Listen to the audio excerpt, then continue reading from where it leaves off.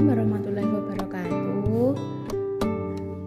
Halo semuanya, bertemu lagi bersama saya Sofi Mujahidatul Ma'rifah dari kelas PGMI 3D. Pada video kali ini kita akan membahas mengenai pendekatan dan model-model pengembangan kurikulum di SD atau MI. Langsung saja pada pembahasannya. Yang pertama kita akan membahas mengenai pengembangan kurikulum. Kemudian yang kedua, pendekatan pengembangan kurikulum, dan yang terakhir yaitu model pengembangan kurikulum. Langsung saja pada pembahasan yang pertama yaitu mengenai pengembangan kurikulum. Pengertian pengembangan kurikulum. Pengembangan kurikulum adalah perencanaan kesempatan belajar yang dimaksudkan untuk membawa siswa ke arah perubahan-perubahan yang diinginkan dan menilai hingga mana perubahan-perubahan itu telah terjadi pada siswa. Kurikulum pendidikan harus disesuaikan dengan tuntutan zaman. Selanjutnya yaitu pendekatan pengembangan kurikulum. Pendekatan pengembangan kurikulum yaitu titik tolak atau sudut pandang secara umum tentang proses pengembangan kurikulum. Artinya dalam mengembangkan kurikulum, fondasi pokok yang dilakukan yakni dengan memilih pendekatan yang ditempuh, baik pendekatan dengan sistem, komando, atau inisiatif dari kebutuhan lapangan. Kemudian model pengembangan kurikulum. Model pengembangan kurikulum yaitu suatu alternatif prosedur dalam rangka mendesain, menerapkan, dan mengevaluasi suatu kurikulum. Oleh karena itu, model pengembangan kurikulum harus dapat menggambarkan suatu proses sistem perencanaan pembelajaran yang dapat memenuhi kebutuhan dan standar keberhasilan pendidikan. Model pengembangan kurikulum dapat berupa ulasan teoritis tentang suatu proses kurikulum secara menyeluruh atau dapat merupakan ulasan tentang salah satu bagian kurikulum. Di samping itu ada model yang mempersoalkan keseluruhan proses dan ada pula yang hanya menitikberatkan pandangan pada mekanisme penyusunan kurikulum. Proses pengembangan kurikulum mengkaji berbagai alternatif jawab untuk mengembangkan kualitas yang diinginkan.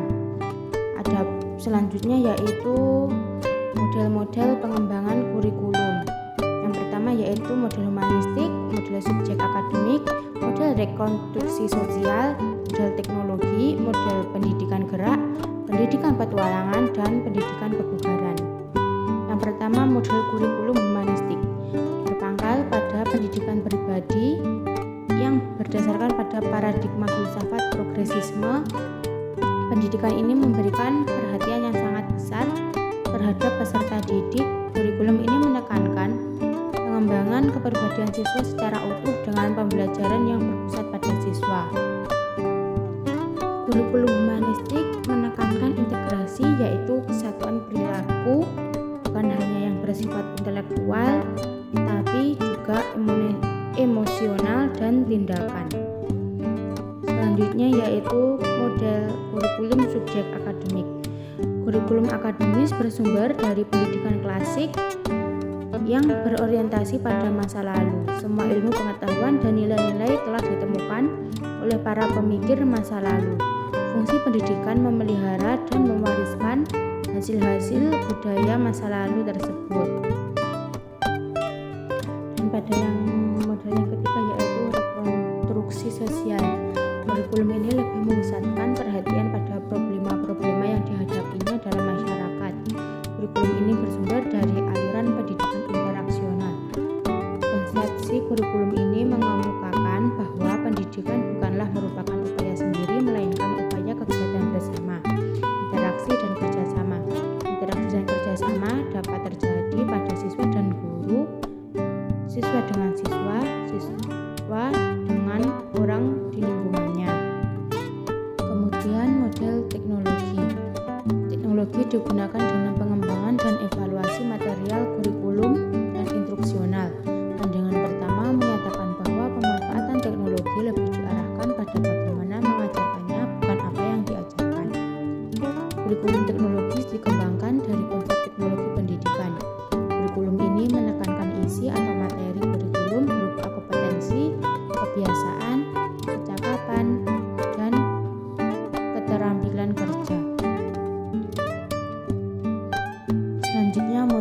Pendidikan gerak mengusulkan suatu kurikulum terpadu yang mengajarkan pada siswa hubungan antara gerak yang dipelajari dalam berbagai kegiatan pendidikan jasmani.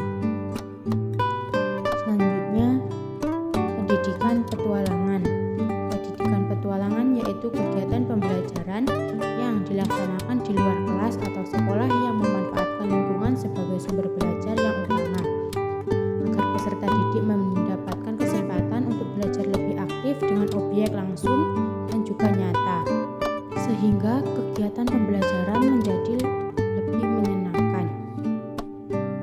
Selanjutnya, pendidikan kebugaran, yaitu kemampuan seseorang melakukan kerja sehari-hari secara efisien tanpa timbul kelelahan yang berlebihan sehingga masih dapat menikmati waktu luangnya.